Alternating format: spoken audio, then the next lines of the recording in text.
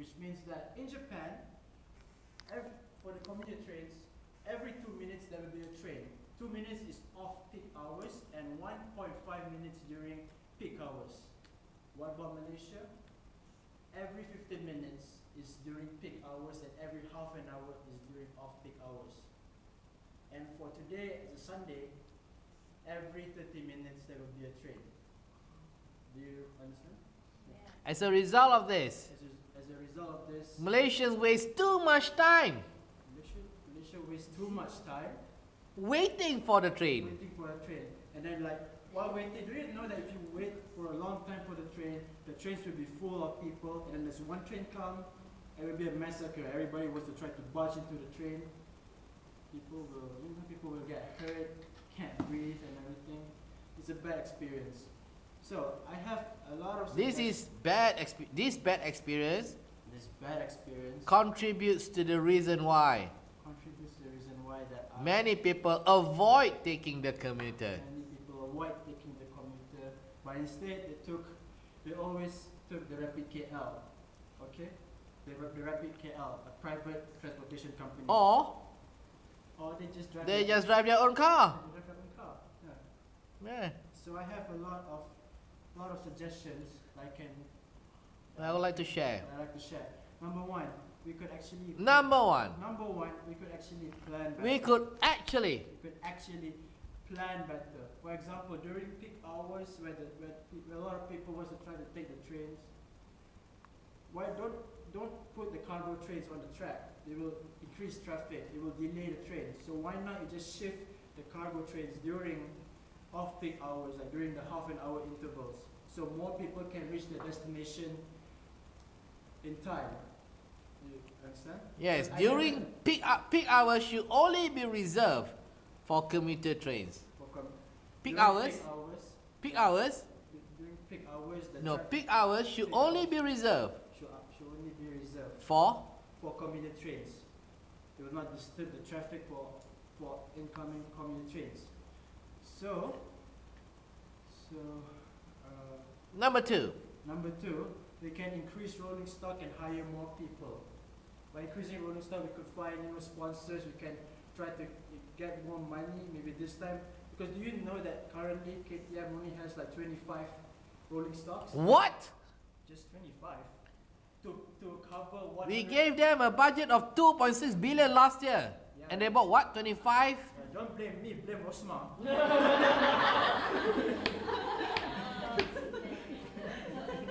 They bought what? 25 trains? Yeah, that isn't. What's this? The new train. Oh, okay. Yeah, just 25 trains. 25 trains just to cover 106 kilometers in Malaysia. 106 kilometer track. 106 kilometers track in Malaysia. So I suggest we could increase rolling stock and hire more people, like the train drivers. Because do you know, like when I went to Japan, every train central I went to, I see train drivers everywhere. What about in Malaysia? It's a rare sight to see a train and even to see a train driver.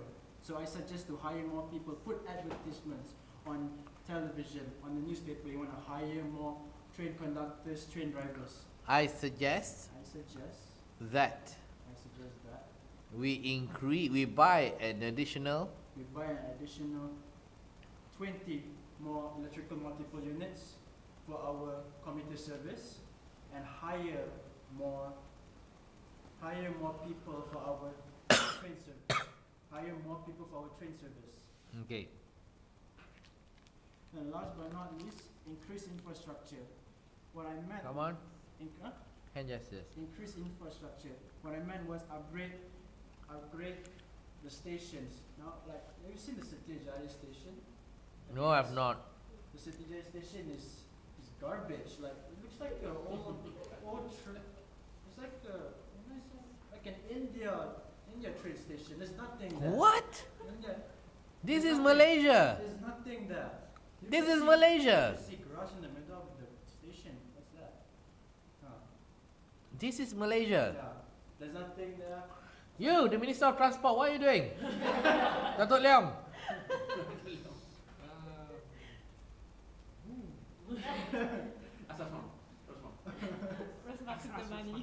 Ask Rosma. Yeah, basically we should increase infrastructure, build more stations, build better stations. When I went to Japan, let me share you my experience in Japan. Do you mind if I share my experience? Yeah, what? Sure. Alright, number one, the people in Japan view the train drivers like how we view pilots in this country. You know what I mean? Don't lie to me that when you look at train drivers in this country, you look at them like crap, right? Right? Right? How are you? I don't even know they use train drivers. I thought the trains are automatic. Oh. You mean they use train drivers? No, they have train drivers. Yes, train drivers, but in Japan. Serious? I thought it's automatic. No, the Kelangan line is automatic, while the Ampang line, the Seremban line, the Port Klang line, the monorail, all train drivers. Oh. And the Yara also train drivers, but just train drivers. But in Japan, the what do you call it? The organization is more Organization. Organization is more complex. Something from the conductor. They have take this coffee stick as a train. Okay, so this is the end of the train. So when the train moves this way, the train driver drives the train, while at the end is the conductor. The conductor is like the captain of the train. You know what I mean? He is in charge of the train being on time or delay. Or not the pilot, not the driver. No, the driver is the second in command. He drives. This guy leads. Oh. This leads. So like that. So they're all like, that they will communicate with each other. So whenever the train stops, both of them are in charge to get out of the cab. So the train driver opens the door for the commuters to get out, and for the conductor, he disembarks from the train and look at the commuters. Is it safe or not to close the door? If it's not safe, they stay for a while. If there's not a lot of people, just close the door. Do you guys know how the call and tell theory? No? Call What's and tell. that? This is very famous in Japan. It doesn't use the transportation people in this country never use. Look at my hands. Hmm? I just point like this. So basically, the conductor gets out of the train and then points, reminding him that it's not safe. Like doors open. He gets out of the train. Doors open. More commuters. So he's not going to press the button to tell the train drivers it's time to go. So when there's not a lot of people, doors should be closed. Enters, press the button, tell the train driver to go. You don't have a conductor in Malaysia. And for a train driver in Japan, they're more civilized. They wear a suit. They wear like a suit and tie with a hat, and they still drive, and they wear gloves too. Have you ever seen that in Malaysia? They wear. What the hell? Even our pilots don't wear gloves. No, but in Japan, the taxi drivers, they also wear gloves and a hat. I'm just saying, even our pilots don't use gloves. In Japan, everything's nice there.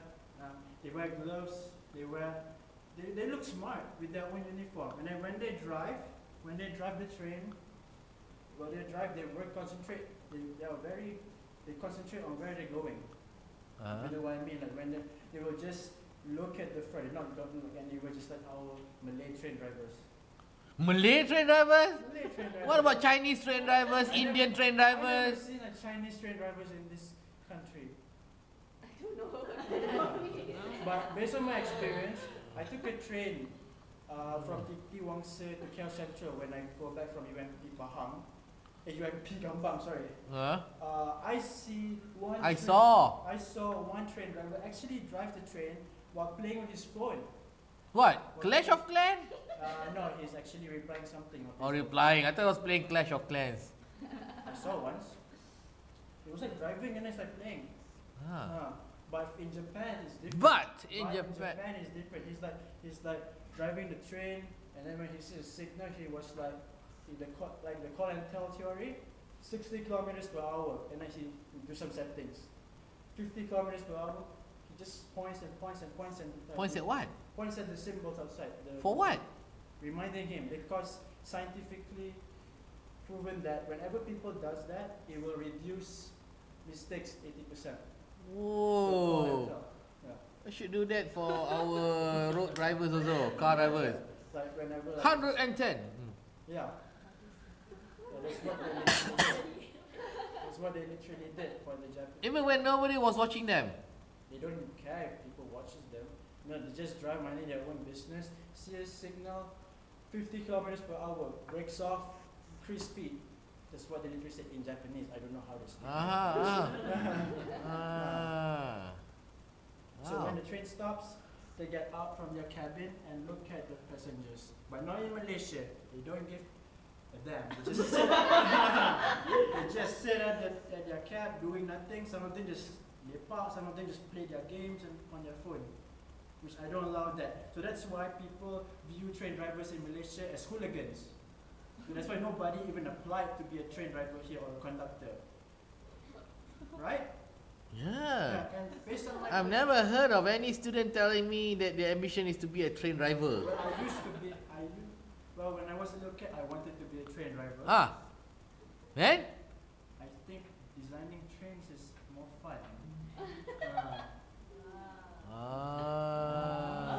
Okay, can you please tell us what does the uniform do to the train drivers?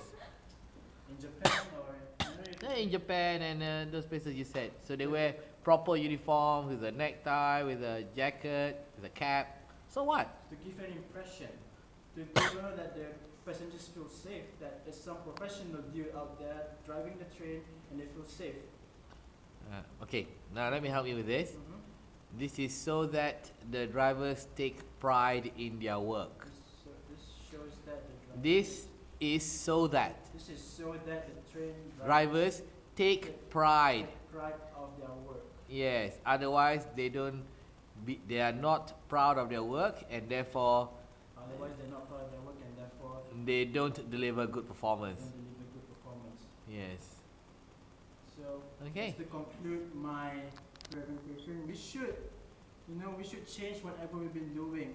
We're like one of the most outdated train operators in this world. Okay? So I urge all of you, the cabinet, I would like to urge the Prime Minister and the Cabinet the Prime Minister and all the cabinet in this room to upgrade the infrastructure to consider to consider my candidacy my candidacy as the CEO as a CEO of KTMB, KTMB, and I promise and I promise when I become the CEO, when I become the CEO, I will implement every single suggestion that I've made. I will implement every Single suggestion single suggestion I've made for the benefit for the benefit of our KTM KTM and its passengers. and its passengers. Thank you. Thank you.